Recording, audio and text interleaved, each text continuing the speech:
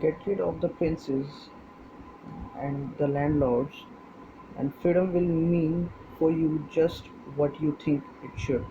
More land, more buffaloes, no debts. That is what that fellow told us, interrupted Meet Singh. That fellow, Lambardar. What was his name? Comrade, something or other. Are you a comrade, Babu Sahib? No, I am glad that comrade did not believe in God. He said when his party come into power, they would drain the sacred pool round the temple at Taran Taran and plant rice in it. He said it would be more useful. That is foolish talk, protested Iqbal. He wished Meet Singh had remembered the comrade's name. The man should be reported to headquarters and taken to task. If we have no faith in God, then we are like animals, said the Muslim gravely. All the world respects a religious man. Look at Gandhi. I hear he reads Quran Sharif and Anjil along with his Vedas and Shastras. People sing his praise in the four corners of the earth. I have seen a picture in a newspaper of Gandhi's prayer meeting. It showed a lot of white men and women sitting cross-legged. One white girl had her eyes shut. They said she was the big lord's daughter. You see, Meet Singh, even the English respect a man of religion. Of course, Chacha, whatever you say is right to the Anna, 16th Anna of the rupee, agreed Meet Singh, rubbing his belly. Iqbal felt his temper rise. They are a race of 24/20s, he said vehemently. Section 420 of the Indian Penal Code defines the offence of cheating. Do not believe what they say. Once again he felt his venom has missed his mark. But the big lord's daughter, sitting cross-legged with her eyes shut for the benefits of press photographers, and the big lord himself, the handsome Hindustani-speaking cousin of the king, who loved India like the missionaries, was always too much for Iqbal. I had lived in their country many years. They are nice as human beings. Politically, they are the world's biggest 420s. They would not have spread their domain all over the world if they had been honest. That, however, is irrelevant, added Iqbal. It was time to change the subject. What important is what is going to happen now. We know what is happening, the Lambardar answered with some heat. The winds of destruction are blowing across the land. All we hear is kill, kill. The only ones who enjoy freedom are thieves, robbers, and cutthroats. Then he added calmly, we were better off under the British. At least there was security. There was an uneasy silence. An engine was shunting up and down the railway station, rearranging its loads of goods wagons. The Muslim changed the subject. That is the goods train. It must be late. Babu Sahib, you are tired. We must let you rest. If you need us, we will be always at your service. They all got up. Iqbal shook hands with his visitors without showing any trace of anger. Meet Singh conducted the Lambardar and the Muslim down to the courtyard. He then retired to his charpai there. Iqbal lay down once more, gazed at the star. The wail of this engine in the still vast plain made him feel lonely and depressed. What could he, the one little man, do in this enormous impersonal land of 400 million? Could he stop killing? Obviously not. Every Hindu, Muslim, Sikh, Congressite, Leaguer, or Kali or Communist was deep in it.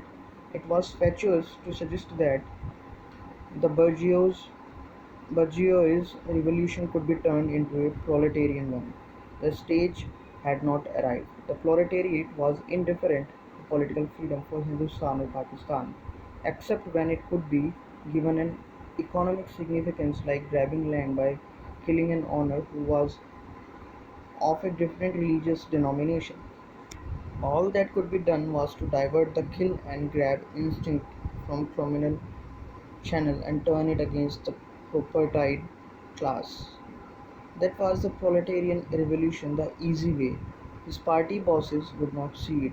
Iqbal wished they had sent someone else to Manu Majra.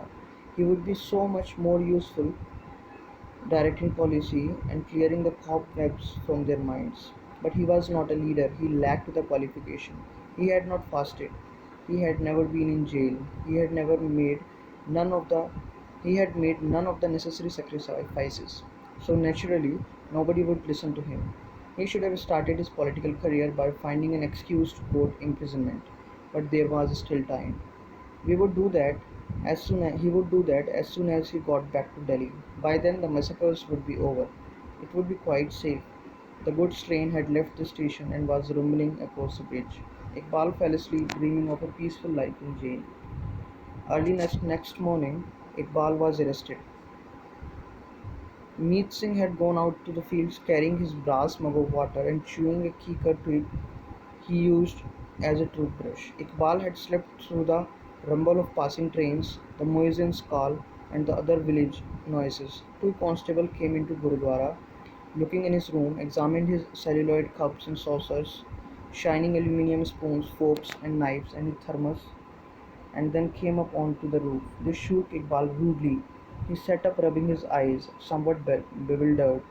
Before he could size up the situation and formulate the curt replies he would like to have given, he had told the policeman his name and occupation. One of them filled in the blank spaces on the yellow piece of the printed paper and held it in front of Iqbal's blinking eyes. Here is your here is warrant for your arrest. Get up. The other slipped the ring at one end of the pair of handcuffs in his belt and unlocked the links to put round Iqbal's wrists. The sight of the handcuffs brought Iqbal wide awake. He jumped out of bed and faced the policeman. "You have no right to arrest me like this," he shouted. "You made up the warrant in front of me. This is not going to end here. The days of police rule are over. If you dare put your hands on me, the world will hear about it. I will see that the papers tell the people how you chaps do your duty." The policemen were taken aback. The young man's accent, the rubber pillows and mattress and all other things they had seen in the room, and above all his aggressive attitude made them uneasy. They felt that perhaps they had made a mistake. "Babu Sahib, we are only doing our duty. You settle this with the magistrate." One of them answered politely. Other fumbled uneasily with handcuffs. "I will settle it with the whole lot of you, police and magistrate. Come and disturb people in sleep. You will regret this mistake." Iqbal waited for the policeman to say something so that he could go on with his tirade against law and order, but they had been subdued. "You will have to wait. I have to wash and change and leave my things in somebody's care," said Iqbal aggressively, giving them another chance to say something. "All right, Babu Sahib, take as long as you like." The policeman's civil's attitude deflated Iqbal's anger. He collected his things and went down the stairs to his room. He went to the well, pulled up a bucket of water, and began to wash. He was in no hurry. Bhai Meet Singh came back vigorously brushing his teeth with the end of the kikar twig, which he had chewed in a fibrous brush. The presence of policemen in the Gurudwara did not surprise him. Whenever they came to the village, could find could not find accommodation at the Lambardar's house, they came to the temple. He had been expecting them after a moneylender's murder. "Sat Sri Akal," said Meet Singh, throwing away his kikar toothbrush. "Sat Sri Akal," replied the policeman. "Would you like some tea or something? Some buttermilk?" "We are waiting for Babu Sahib," the police said. "If you can give us something while he is getting ready, it will be very kind." Meet Singh maintained a casual indifference. It was not up to him to argue with police or be nosy about their business. Iqbal was probably a comrade. He certainly talked like one. "I will make some tea for you, for him too," replied Meet Singh. He looked at Iqbal. "Or will you have your own out of the big bottle?" "Thank you very much," answered Iqbal through the toothpaste froth in his mouth. He spat it out. "The tea in the bottle must be cold now. I would be grateful for a hot cup. And would you mind looking after my things while I am away? They are arresting me for something. They do not know themselves for that, but—" Meet Singh pretended he had not heard. The policeman looked a little sheepish. "It is not our fault, Babu Sahib," one of them said. "Why are you getting angry with us? Get angry with the magistrate." Iqbal ignored their protest by more brushing of his teeth. He washed his face and came back to the room, rubbing himself with a towel. He let the air out of the mattress and the pillow and rolled them up. He emptied the whole doll of its content books, clothes, torch, a large silver hip flask. He made a list of his things and put them back. When Meet Singh brought tea, Iqbal handed him the whole doll. Bhaiji, I have put all my things in the hold all. I hope it will not be too much trouble looking after them. I would rather trust you than the police in this free country of ours.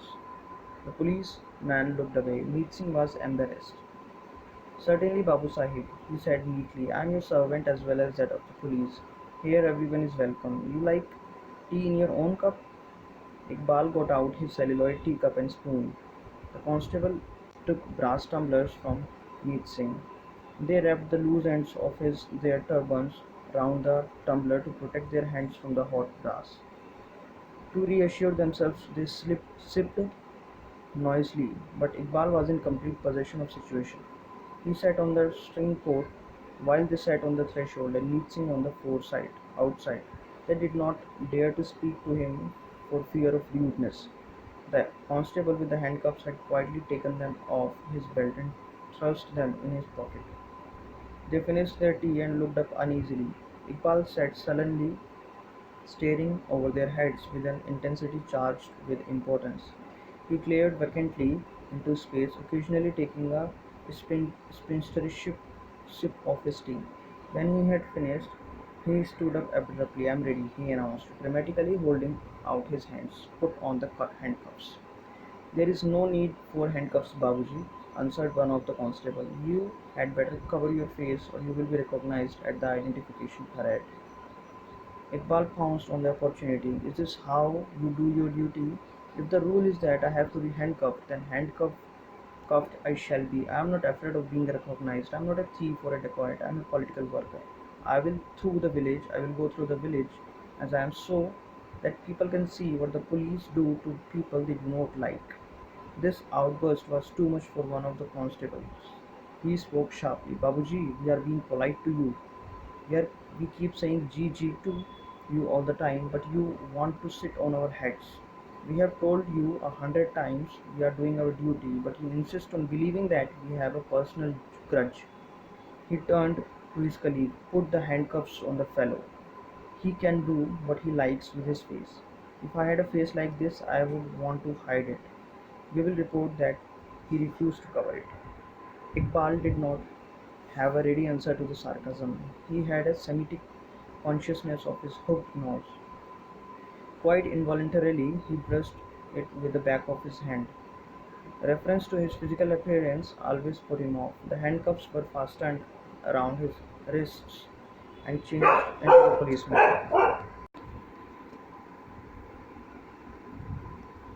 This outburst was too much for one of the constables. So this we have read now. Sat Sri Akal Bhaiji. I will be back soon. Sat Sri Akal Iqbal Singh ji, and may the Guru protect you. Sat Sri Akal Santri ji. Sat Sri Akal. The party marched out of the temple courtyard, leaving Meet Singh standing with a kettle of tea in his hand. At the time, the two constables were sent to arrest Iqbal. A posse of 10 men was sent to arrest Jagat Singh. Policemen surrounded his house at all points. Constables armed with rifles were posted on the neighboring roofs and in front and rear of the house. Then 6 others armed with revolvers rushed into the courtyard. Jagat Singh lay on his charpai, wrapped from his head to foot in a dirty white sheet and snoring lustily. He had spent 2 nights and a day in the jungle without food and shelter. He had come home in the early hours of the morning, when he believed everyone in the village would be asleep. Neighbors had been vigilant and the police were informed immediately. They waited till he had filled himself with food and was sound asleep. His mother had gone out, bolting the door from the outside. Jagat Singh's feet were put in fetters, and handcuffs were fastened on his right wrist, while he slept. Policemen put their revolvers on in their holsters. Men with rifles joined them in the courtyard. They prodded Jagat Singh with the butt ends of their guns. "Oh Jagga, get up. It is almost afternoon. See how he sleeps like a pig without a care in the world." Jagga sat up wearily, blinking his eyes. He gazed at the handcuffs and fetters with philosophical detachment. Then he stretched his arms widely and yawned loudly. Sleep came on him again and he began to nod. Jagat Singh's mother came in and saw her courtyard full of armed policemen. Her son sat on the charpai with his head resting on his manacled hands. His eyes were shut. She ran up to him and clasped him by the knees. She put her head in his lap, and started to cry. Jagat Singh woke up from his reverie. He pushed his mother back rudely. "Why are you crying?" he said. "You know I had nothing to do with the dacoity." She began to wail. He did not do it. He did nothing. In the name of God, I swear he did nothing. Then where was he on the night of the murder? The head constable said. He was out in the fields. He was not with the dacoits. I swear he was not. He is a badmash under orders not to go out of the village after sunset. We have to arrest him for that in any case. He motioned to his men. Search the rooms and the barn. The head constable had his doubts about Jagat Singh partaking in the dacoity in his own village. It was most unusual. Four constables busied themselves looking around the house, emptying steel trunks and tin cans. The haystack was pulled down and the hay scattered in the yard. The spear was found without difficulty. "I suppose this has been put here by your uncle," said the head constable, addressing the mother sourly. "Wrap the blade in a piece of cloth. It may have blood stains on it." "There is nothing on it," cried the mother. "Nothing. He keeps it to kill wild pigs that come to destroy the crops. I swear he's innocent." "We will see, we will see." The head constable dismissed her. "You better get proof of his innocence ready for magistrate." The old woman stopped mourning. She did have proof, the packet of broken bangles. She had not told Jagga about it. If she had, he would certainly have gone and mad at the insult and been violent to someone. Now he was in fetters and handcuffs. He could only lose his temper. "Wait, brother policeman, I have evidence." The policeman watched the woman go in and bring out a packet from the bottom of her steel trunk. She unwrapped the brown paper. There were broken pieces of blue and red glass bangles with tiny gold spots. Two of them were intact. The head constable took them. "What sort of proofs are these?" "Dacoits threw them in the courtyard after the murder. They wanted to insult Jagga for not coming with them. Look." She held out her hands. "I am too old to wear glass bangles, and they were too small for my wrists." "Then Jagga must know who the dacoits were." "What did they say when they threw them?" asked the head constable. "Nothing. They said nothing. They abused Jagga." "Can't you keep your mouth shut?" interrupted Jagga angrily. "I do not know who the dacoits were. All I know is that I was not with them." "Who leaves your bangles?" asked the head constable. He smiled and held up the bits of glass in his hands. Jagga lost his temper. He raised his manacled fists and brought them heavily down on the head constable's palm. "What seducer of his mother can throw bangles at me? What?" The constable closed around Jagat Singh and started slapping him and kicking him with their thick boots. Jagga sat down on his haunches, covering his head with his arms. His mother began to beat her forehead and started crying again. She broke into the cordon of policemen and threw herself on her son. "Don't hit him, the Guru. Curse be on you. He is innocent. It is my fault. You can beat me." The beating stopped. The head constable picked pieces of glass out of his palm, pressed out blood, and wiped it with the handkerchief. "You keep the evidence of your son's innocence," he said bitterly. "We will get the story out of this son of a bitch of yours in our own way. When he gets a few lashes on his buttocks, he will talk. Take him out." Jagat Singh was led out of the house in handcuffs and fetters. He left without showing a trace of emotion for his mother. He continued to wail and beat her forehead and breasts. His parting words were, "I will be back soon. They cannot give me more than a few for having a spear and going out of the village. Sat Sri Akal." Jagga recovered his temper as quickly as he had lost it. He forgot the innocent of the bangles and the beating as soon as he stepped across his threshold. He had no malice or ill will towards the policemen. They were not human like other human beings. They had no affections, no loyalties and enmities. They were just men in uniform he tried to avoid. There was not much point in Jagat Singh's covering his face. The whole village knew him. He went past the villagers, smiling and raising his manacled hands in a greeting to everyone. The fetters around his head forced him to walk slowly with his legs apart. He had a devil-may-care jauntiness in his step. He showed his unconcern by twirling his thin brown moustache and cracking obscene jokes with the policeman. Iqbal and two constables joined Jagat Singh's party by the river. They all proceeded upstream towards the bridge. The head constable walked in front. Armed policemen marched on the sides and at the rear of the prisoners. Iqbal was lost in the khaki and red of their uniforms. Jagat Singh's head and shoulders shot above the turbans of the policemen. It was like a procession of horses with an elephant in their midst, taller, broader, slower, with his chains clanking like ceremonial trappings. No one seemed to be in the mood to talk. The policemen were uneasy. They knew that they had made a mistake, or rather two mistakes. Arresting the social worker was a blunder, and and a likely source of trouble. His belligerent attitude confirmed his innocence. Some sort of case would have to be made up against him. That was always a tricky thing to do to educated people. Jagat Singh was too obvious a victim to be the correct one.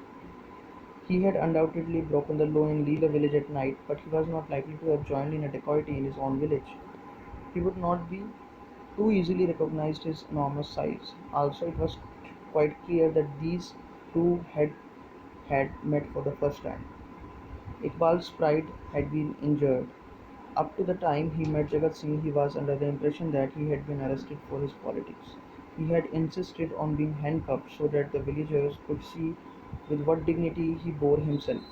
He would be angered at such an outrage to civil liberties.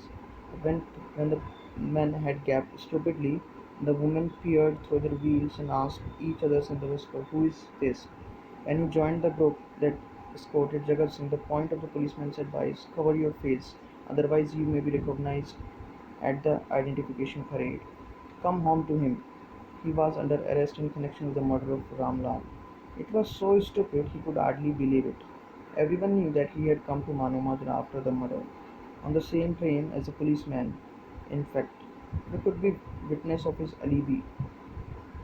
The situation was too ludicrous for words, but Punjabi policemen were not the sort who admitted making mistakes. They would trump up some sort of charge, vagrancy, obstructing officers in doing their duty, or some such things.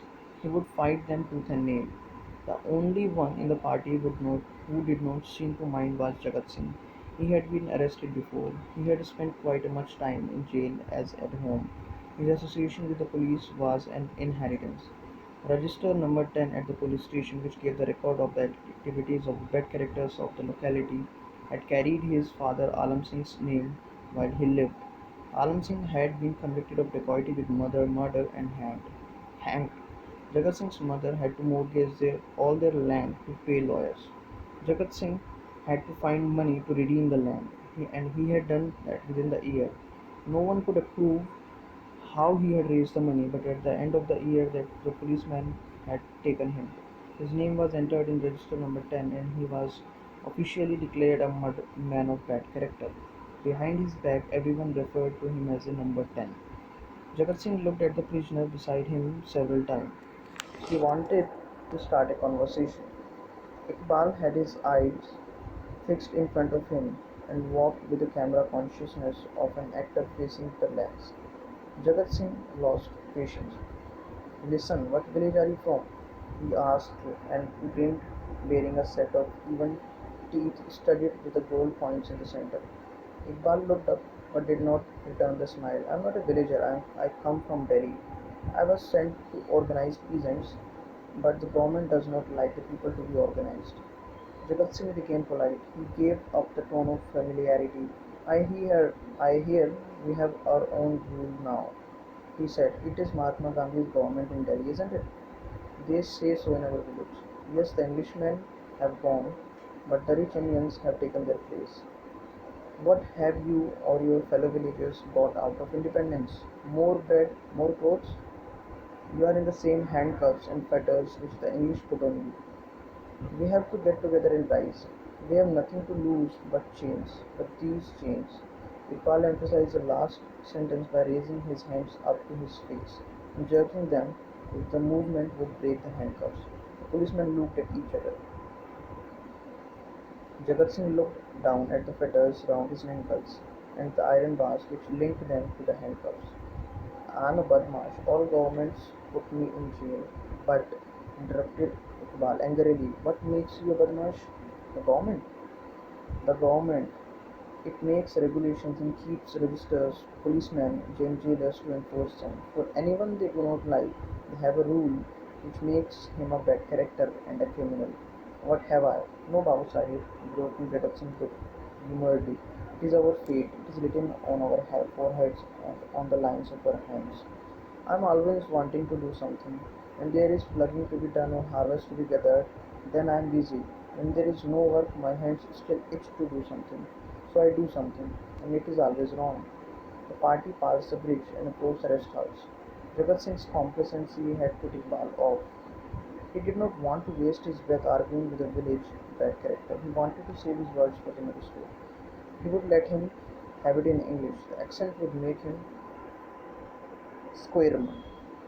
The policeman brought in the prisoners. The sub-inspector ordered them to be taken to the servants' quarter. The magistrate was in his room dressing. The head constable left the police prisoners with his men and came to the bungalow. "Who is this small chap you have brought?" asked the sub-inspector, looking a little worried. "I arrested him on your orders. He was the stranger staying at the Sikh temple." The answer irritated the sub-inspector. "I do not suppose you have any brains of your own. I leave a little job to you and you go and make a fool of yourself. You should have seen him before arresting him.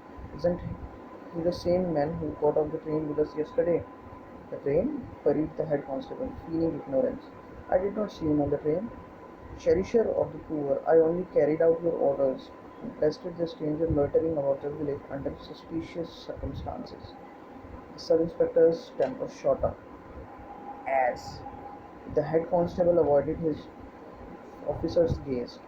"You are an ass of some place," he repeated with greater vehemence. "Have you no brains at all? Cherisher of the poor, what fault have I?" "Shut up." The head constable started looking at his feet. Sub-inspector let his temper cool. He had to face Hukum Chand, who relied on him and did not expect to be let down. After some thought, the sub-inspector peered through the wire gauge door. "Have I permission to enter?" Coming, Inspector Sahib," Hukum Chand replied. "Do not wait on formalities." The sub-inspector went in and saluted. "Well, what have you been doing?" asked the magistrate. He was rubbing cream on his freshly shaved chin. In a tumbler on a dressing table, a flat white tablet danced up above the bottom, sending up a stream of bubbles.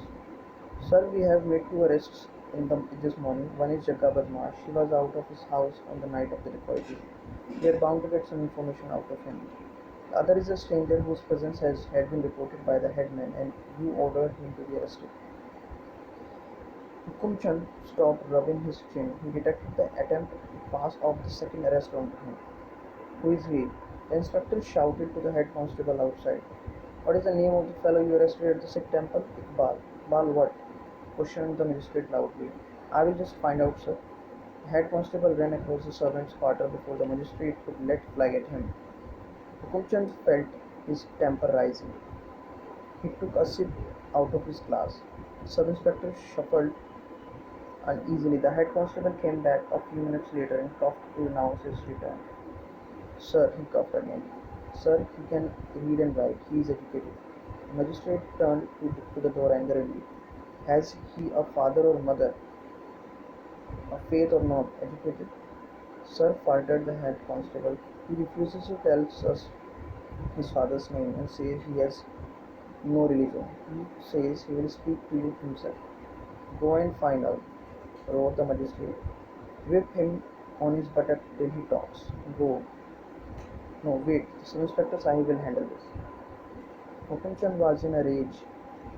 He gulped down the fizzing water in the tumbler and mopped his head with a shaving towel. A belch relieved him of his mounting wrath.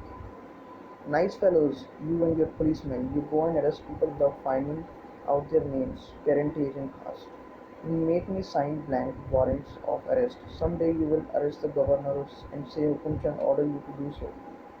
You will have dismissed. You will have me dismissed. Cherisher of the poor, I will go and look into this. This man came to Menu Majra yesterday. I will find out his antecedents and business. Well then, go and find out, and do not just stare. Bag Kumchan. He was not in the habit of losing his temper or of being rude. After sub inspector, After the sub inspector had left, he examined his tongue in the mirror and put another table of seltzer in the tumbler.